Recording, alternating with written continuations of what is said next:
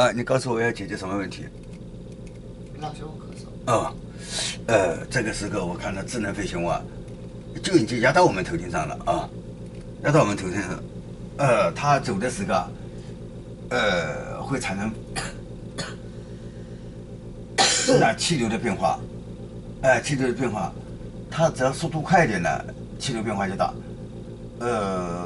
走的速度慢一点呢，气流变化就小，气流变化就小，哇。